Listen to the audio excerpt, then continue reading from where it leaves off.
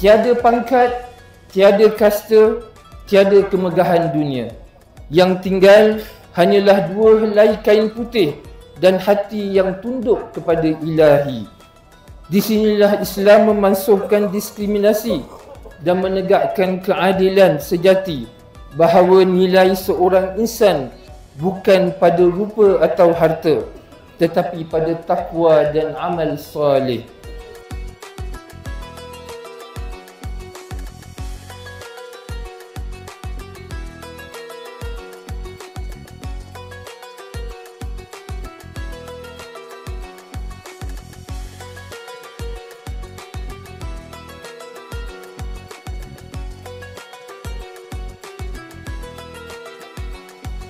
Jagalah keselamatan diri, harta dan keluarga.